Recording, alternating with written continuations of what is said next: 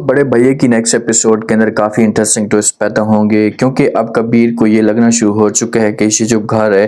ایک ٹنکے کی طرح مکمل طور پر بکھر جائے گا جب سے المیر کی بیگم اس گھر کے اندر آئے گی، کیونکہ کبیر اس گھر کو بڑی مشکل سے سنبھال کر رکھے ہوئے ہے اور جس حساب سے جو وہ اس گھر کے اوپر اب پریشر بڑھتا جا رہا ہے تو حالات جو ہوں گے اس سے اور بھی زیادہ خراب ہوتے جائیں گے۔ شعیب اور فری کے بیچ میں ابھی بھی معاملات جو وہ غلط چل رہے ہیں، کیونکہ جب بھی شعیب فری کے اوپر غصہ کرتا ہے تو فری پیار سے سمجھانے کی کوشش کرتی ہے، لیکن کوئی بات شعیب نہیں سنتا۔ اب کیا ہوگا آنے والے ساتھ میں؟ کیا المیر کی جو ہونے والی بیگم ہے یہ المیر کے سامنے کوئی بڑی ڈیمانڈ کر سکتی ہے؟ جس وقت المیر جو ہوتا ہے یہ کال پہ بات کرتا ہے اپنی منگیتر کے ساتھ، وہ اسے شاپنگ کے لیے کہتا ہے، تو آگے سے جو بیگم ہوتی ہے وہ کہتی ہے اکیلے میں جائیں گے، لیکن المیر کہتا ہے کہ بھائی ساتھ میں ہوں گے یا ساتھ میں مہوش جو وہ بھابھی ہوں گی، لیکن یہ سب کچھ اچھا نہیں لگتا المیر کی بیگم کو اور یہ غصہ کرتی ہے، انکار کر دیتی ہے، کہتی کب تک آپ کا جو بھائی ہے اسے ہمارے معاملات میں یا ہماری زندگی میں انٹرفیئر کرتا رہے گا۔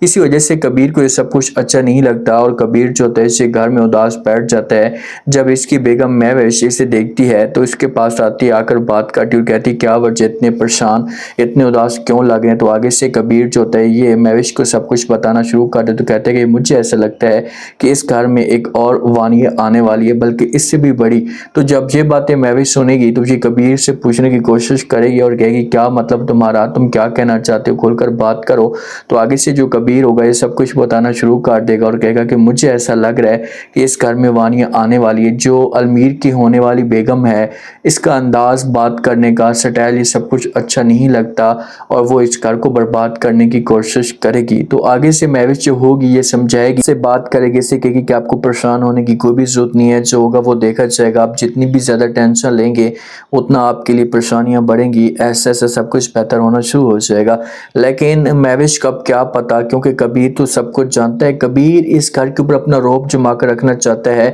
گھر والوں کو اس نے سیشن دی ہوئی ہیں لیکن اس گھر کو وہ برباد نہیں کرنا چاہتا،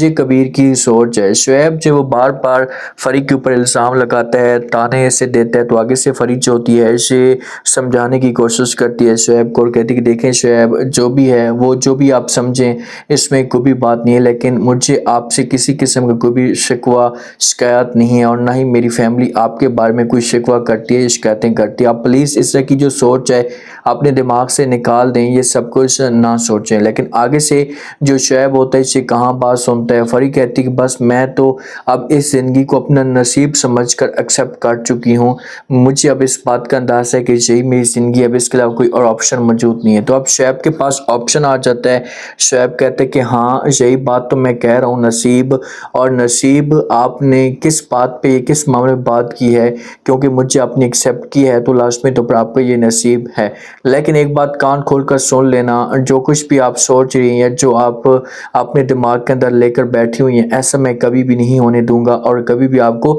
اس مقصد میں کامیاب نہیں ہونے دوں گا۔ فرید جو ہے نا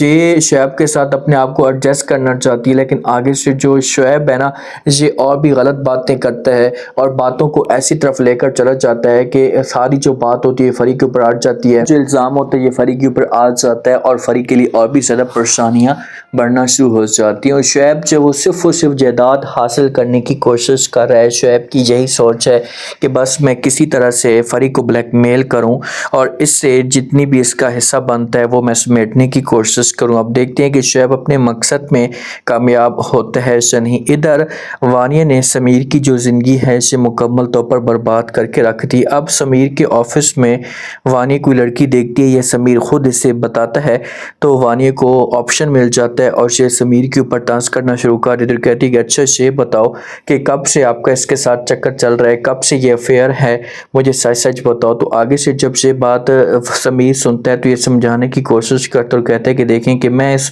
ٹاپک پہ کسی قسم کی کوئی بات نہیں کرنا چاہتا اور نہ ہی آپ کے ساتھ کوئی بحث کرنا چاہتا ہوں، بس بہتر چاہیے ہوگا آپ یہاں سے چلی جائیں۔ تو آگے سے جب یہ بات وانیہ سننے کی تو یہ جواب دے گی اور کہے گی کہ جی بالکل میں چلی جاؤں گی، لیکن پوچھنا تو میرا حق بنتا ہے، میں پوچھوں گی تو صحیح کہ یہ کون ہے لڑکی اور آپ مجھے حسود میں بتائیں گے، لیکن سمیر اس کے ساتھ بحث نہیں کرے گا، کسی قسم کے وہاں سے چلا جائے گا۔ اب سمیر کی زندگی تو اس لڑکی نے مکمل طور پر برباد کر کے رکھ دی ہے۔ سمیر کا جو سکون ہے ہمیشہ کے لیے ختم ہو چکا ہے۔ سمیر مجبوری کی وجہ سے اپنے آپ کو ایڈجسٹ کرنے کی کوشش کر رہے ہیں۔ آپ لوگ کیا کہتے ہیں؟ کیا وانیہ جو یہ سمیر کو بلیک میل کرے گی؟